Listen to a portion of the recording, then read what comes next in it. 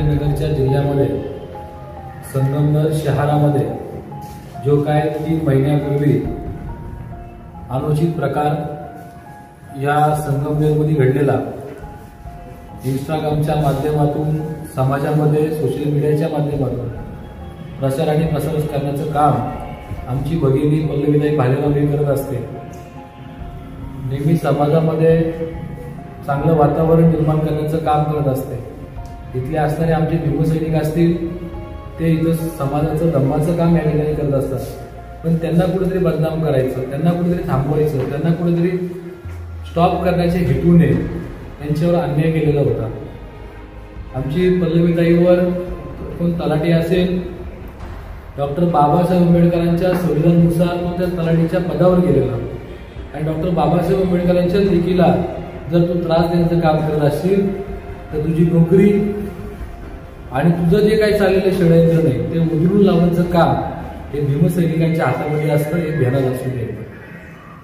3 महिन्यापासून एसपी मोदी असतील, डीवायएसपी असतील, पीआय असतील यांच्या पोलीस स्टेशनच्या पायाच्या चक्रा मारून मारून आज ती पीडित व्यक्ती ही थकलेली, तिला कुठल्याही प्रकारे त्या ठिकाणी न्याय न मिळत। आज आम्हाला या ठिकाणी सर्वांना एकत्र यावं लागलं।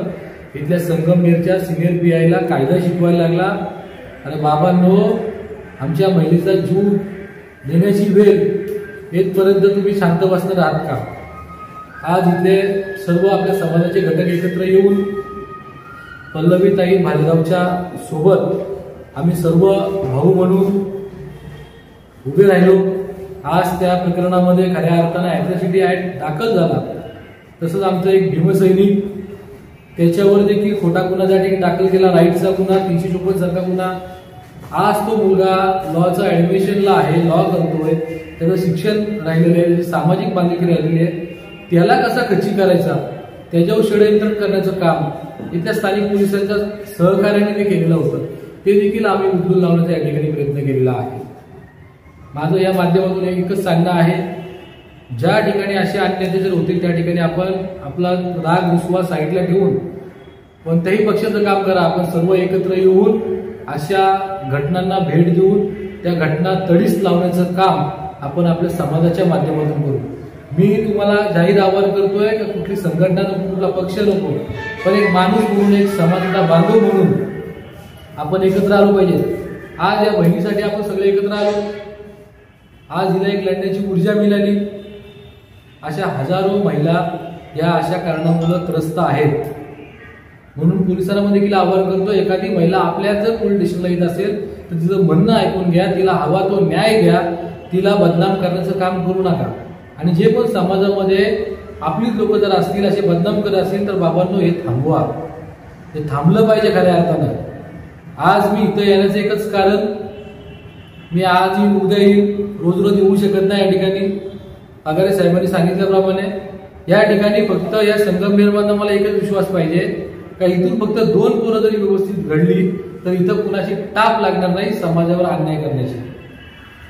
नगर जिल्ह्यामध्ये इतका मोठा अन्यायग्रस्त हा जिल्हा आहे, हा ऍक्च्युली घोषित केला पाहिजे होता जिल्हा। इथे दिवसाला 10 ते 12 ऍट्रॉसिटी दाखल होते त्या जिल्ह्यामध्ये। इथला एसपी काय झोपा काढतोय का? आज सकाळी बातमी पाहिली, तिथं हिंदू मुस्लिम दंगल होते, एसपी त्याचे उत्तर द्यायला मागत नाही। दंगलीचं वातावरण या जिल्ह्यामध्ये आहे, ऍट्रॉसिटीचं वातावरण या जिल्ह्यामध्ये आहे, इथे जातीवाचीचं वातावरण जिल्ह्यामध्ये असून इथला एसपी, इथले पोलीस यंत्रणा, इथले कलेक्टर अक्षरशः त्याच्याकडे दुर्लक्ष करत आहेत। म्हणून आम्हाला सगळ्यांना आवाहन करतोय की बाबांनो, तुम्ही कुणाच्याही नादाला लागा, तुम्ही आमच्या समाजाच्या लोकांच्या नादाला लागू नका। त्याचा जो नादाला लागेल त्याला कामाला कसं लावायचं हे आम्हाला सांगायला. जय भीम, जय शिवराय, जय संविधान, जय भारत।